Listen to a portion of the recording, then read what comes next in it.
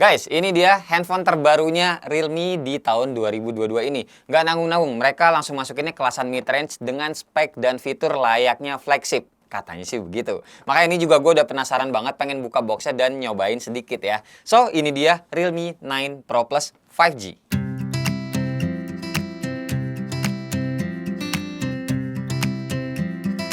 Hai semua, gue Wasa. Oke, langsung aja kita mulai dari unboxingnya ya, dari kamera yang di atas biar lebih detail. Oke, jadi ini dia penampakan detail boxnya dari Realme 9 Pro Plus. Ada logo 5G di kanan atas, 9 gede banget, 9 ya, Pro dan Plus. Kemudian di kiri bawah ada Realme, ini juga ada list warna hitamnya. Terus di sebelah kiri ada Realme 9 Pro Plus 5G. Kemudian di sebelah kanannya ada Realme. Di atas begini, terus di bawah hitam aja, dan di belakang ada 4 key point sellingnya. Ini tuh unit yang global yang udah nyampe ke tempat gua. Nantinya ada beda sedikit sih untuk unit yang Indonesia ya. Ini logo Android biasanya nggak ada, 4 key point sellingnya ada, sama keterangan ini pakai bahasa Indonesia. Terus handphonenya juga ada beda sedikit, nanti gua kasih tahu pas udah dibuka. Ini 4 key point sellingnya. Yang pertama pakai sensor kamera belakang itu Sony IMX766 OIS kamera, jadi udah ada optical image stabilization nih buat teman-teman yang suka bikin video. Ini OIS ngebantu banget nih, apalagi pasti ada AIS-nya juga. Terus prosesornya juga pakai MediaTek Dimensity yang terbaru nih, 920 5G. Kemudian ngecasnya kayak biasa super dart, cuma ini masuknya 60 watt. Feeling gua casannya tetap kepalanya tuh kita dapat yang 65 watt. Ntar kita lihat. Layarnya pakai AMOLED, 90 Hz refresh rate-nya. Ini unit yang nyampe ke tempat gua, warnanya sunrise blue dengan memorinya 8 GB, 128 GB. Yang 256 GB juga ada, guys. Oke, kita langsung buka aja.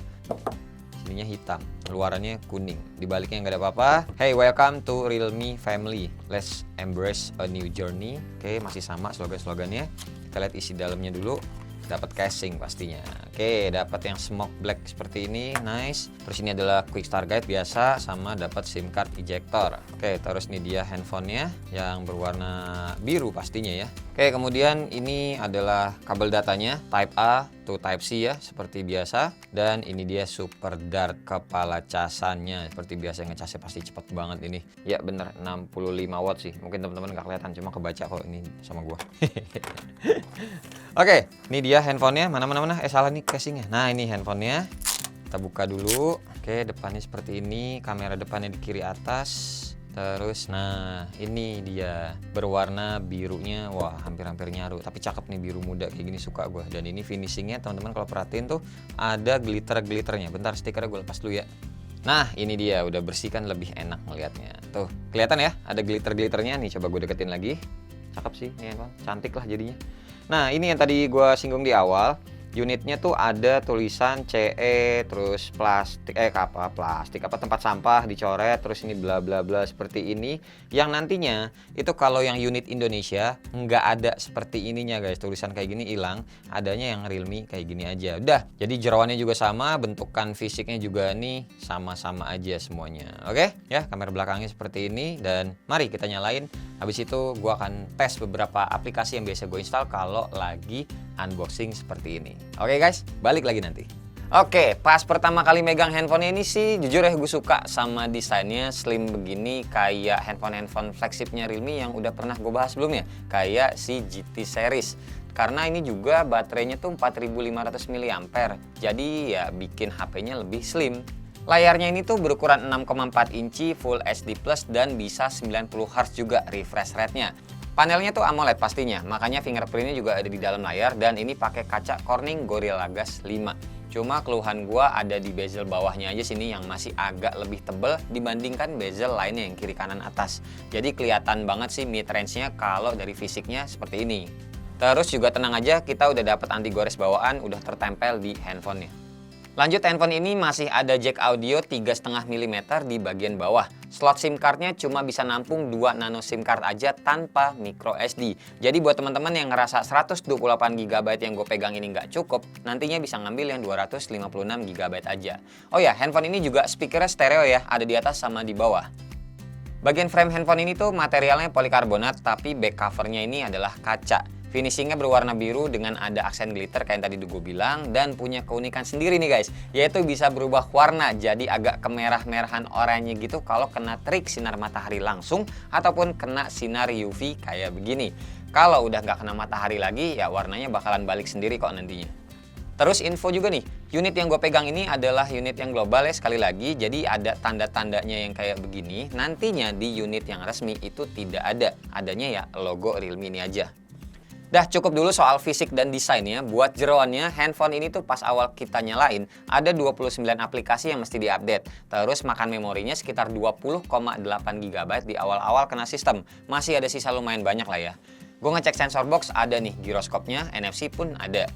Realme 9 Pro Plus datang dengan Realme UI 3.0 dan Androidnya juga udah Android 12 dari sananya. RAM-nya bisa di-expandable sampai 5 GB. Prosesornya juga pakai MediaTek yang paling terbaru kayak yang tadi gue bilang adalah Dimensity 920 5G. Feeling sih ini ya aman-aman aja buat kita main game sehari-hari. Tapi ya nanti aja kita ngetes gamenya pas lagi di video review. Sekarang lanjut kita bahas kameranya. Lensa depannya ini 16 megapiksel ada di sebelah kiri atas. Lensa belakangnya ada 3, yang utama adalah 50 megapiksel sensor Sony IMX766 plus ada OIS-nya ya. 8 megapiksel ultrawide serta 2 megapiksel lensa makro. Buat perekaman videonya, kamera depan bisa sampai 1080p 30 fps aja, sedangkan kamera belakangnya bisa sampai 4K 30 fps. Kalau mau 60 fps bisanya di 1080p aja.